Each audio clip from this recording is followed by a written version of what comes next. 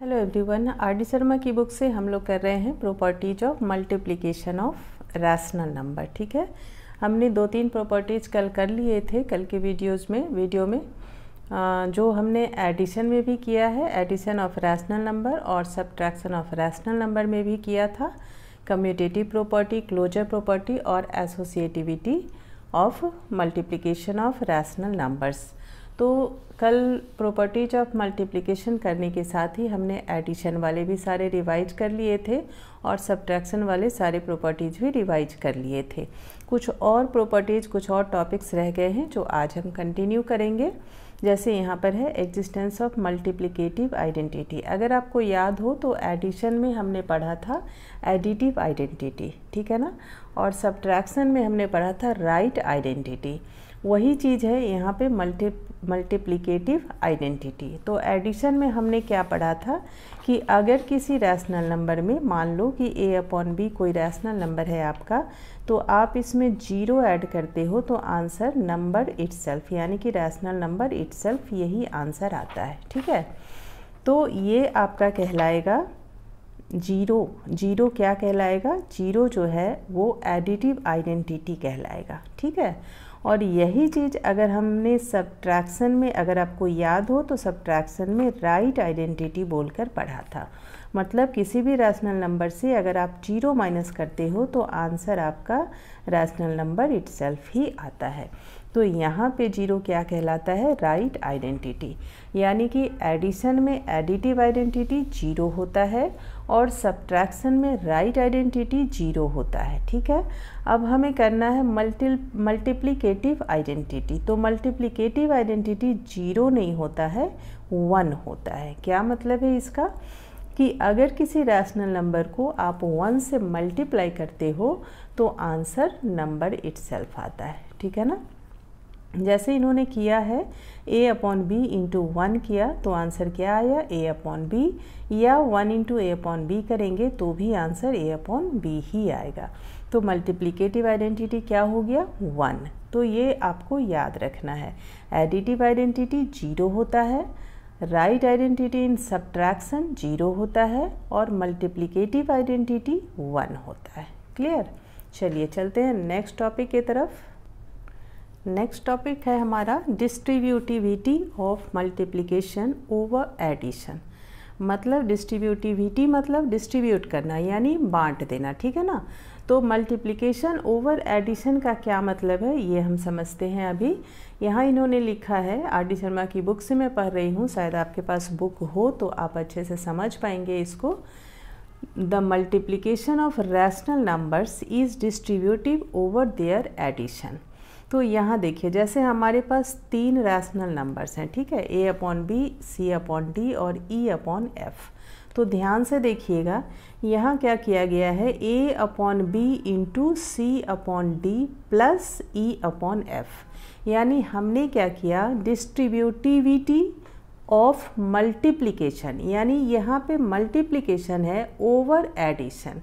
Addition पे हमने multiplication किया है। ठीक है, कैसे? अब ये डिस्ट्रीब्यूटिव कैसे हुआ ये देखना है। ठीक है, तो a/b से आप मल्टीप्लाई कर रहे हो c/d को और e/f को भी। ठीक है ना, तो यही हो गया distributivity of multiplication over addition. ठीक है, तो यहाँ एक क्या लिखेंगे हम? a/b इंटू c/d और plus a/b into e/f। Clear? समझ में आ गया आपके? तो ये प्रॉपर्टी है distributivity of multiplication over addition. यानी एडिशन हमने यहाँ ब्रैकेट में जो किया है, इन दोनों के साथ इससे मल्टीप्लाई किया। ठीक है ना, इसका मल्टीप्लिकेशन इस रैशनल नंबर के साथ भी हो रहा है और इसका मल्टीप्लिकेशन इस रैशनल नंबर के साथ भी हो रहा है। क्लियर? चलिए चलते हैं, एक और टॉपिक बच गया है, उसको भी देख लें हम लोग अभी। देखिए यहाँ पे लिखा है एग्जिस्टेंस ऑफ मल्टीप्लिकेटिव इनवर्स और reciprocal of a non zero rational number. क्या मतलब है इसका? मल्टीप्लिकेटिव इन्वर्स या रेसिप्रोकल। पहले तो हम ये समझते हैं कि मल्टीप्लिकेटिव इन्वर्स और रेसिप्रोकल दोनों सेम चीज़ है और इन्वर्स का मतलब पता है आपको उल्टा, ठीक है ना। तो और एक चीज़ ध्यान देना है कि ये नॉन जीरो रैशनल नंबर में ही होता है, एप्लीकेबल है, ठीक है। नॉन जीरो रैशनल नंबर यानी जीरो तो ऑलरेडी एक रैशनल नंबर है, तो जीरो के साथ ये प्रॉपर्टी जो है ये अप्लाई नहीं होता। तो हम नॉन जीरो रैशनल नंबर की ही बात करेंगे, ठीक है। मतलब जीरो को छोड़कर बाकी जितने भी रैशनल नंबर्स हैं उनके साथ ये मल्टीप्लिकेटिव इन्वर्स या रेसिप्रोकल क्या होता है ये समझते हैं, ठीक है। तो for every non zero rational number a upon b there exist a rational number c upon d such that a upon b into c upon d equal to 1। मतलब समझ रहे हो, जैसे हमने क्या पढ़ा था, एक एडिटिव इन्वर्स हमने पढ़ा था। तो मैंने उसमें आपको बताया था कि अगर हमारे पास एक पॉजिटिव रैशनल नंबर है a अपॉन b तो इसका additive inverse minus a upon b होता है। क्यों? क्योंकि हमें ऐसा करना है कि गिवन रैशनल नंबर में हम ऐसा क्या ऐड करें कि आंसर हमारा जीरो आ जाए, ठीक है। तो हमने अगर minus a upon b add किया तो आंसर जो है जीरो आ जाएगा, ठीक है। सेम यही चीज़ यहाँ पे भी है, एक कंडीशन यहाँ पे भी है। क्या कंडीशन है? यहाँ जीरो नहीं लाना है, हमें 1 लाना है, ठीक है। इक्वल टू में 1 लाना है। अगर हमारे पास एक रैशनल नंबर है a अपॉन b तो हम इसमें किस रैशनल नंबर से मल्टीप्लाई करें कि आंसर जो है हमारा 1 आ जाए, ठीक है। तो आप देख रहे हो यहाँ पे ये कैंसिल हो जाएगा इससे, ये कैंसिल हो जाएगा इससे, आंसर क्या आ गया 1। तो ये b अपॉन a जो है यही कहलाएगा मल्टीप्लिकेटिव इन्वर्स या रेसिप्रोकल। समझ में आ गया? तो सीधा सीधा तो आप देख पा रहे हो कि a अपॉन b का उल्टा हमने लिख दिया, इन्वर्स हमने लिख दिया b अपॉन a। लेकिन ये हुआ कैसे, ये समझने की बात है।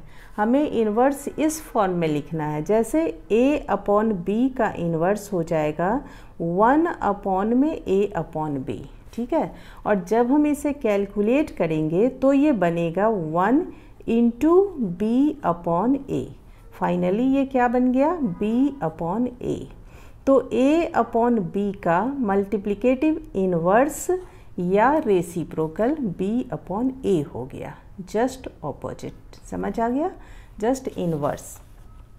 तो इसीलिए मल्टीप्लिकेटिव इन्वर्स या रेसिप्रोकल दोनों सेम चीज़ है, और दोनों में हमें क्या ध्यान देना है कि किसी भी रैशनल नंबर में हम उस रैशनल नंबर से मल्टीप्लाई करें कि आंसर हमारा 1 आ जाए, तो वो रैशनल नंबर जो है वही मल्टीप्लिकेटिव इन्वर्स या रेसिप्रोकल कहलाएगा। क्लियर? तो एक्चुअली तो वही होता है ना, जो भी हमारे पास ये रैशनल नंबर है, मान लो कि 2 अपॉन 3 रैशनल नंबर है, तो हम इसके इन्वर्स से ही मल्टीप्लाई करेंगे तभी तो आंसर 1 आएगा ना। 2 और 2 कैंसिल हो गया, 3 और 3 कैंसिल हो गया। लेकिन हमें ध्यान देना है कि सीधा सीधा 3 अपॉन 2 हम नहीं लिख सकते। हम कैसे लिखेंगे? हम इसको 1 अपॉन 3 अपॉन 2 लिखेंगे, सॉरी 2 अपॉन 3, तब ये इसका इन्वर्स कहलाएगा। 2 अपॉन 3 का इन्वर्स क्या कहलाएगा? 1 अपॉन 2 अपॉन 3। तो 1 हमारा एक नंबर है और ये हमारा दूसरा नंबर है। नंबर क्या मतलब? रैशनल नंबर है। तो एक्चुअली तो हम क्या कर रहे हैं, 1 अपॉन 1 और मल्टीप्लाई कर रहे हैं 3 अपॉन 2 से। तो फाइनली आंसर 3 अपॉन 2 ही आने वाला है, लेकिन आपको समझना है कि ये 3 अपॉन 2 कैसे आता है। क्लियर? चलिए, तो सीधा सीधा आप रेसिप्रोकल जब आप करेंगे आगे एक्सरसाइज, तो आप यही देखेंगे कि जो भी रैशनल नंबर दिया हुआ है उसका जस्ट इन्वर्स जो है या रेसिप्रोकल जो है जस्ट उसका उल्टा कर देना है, ठीक है। उल्टा कर देते हैं, लेकिन कैसे करते हैं ये मैंने आपको समझा दिया, ठीक है।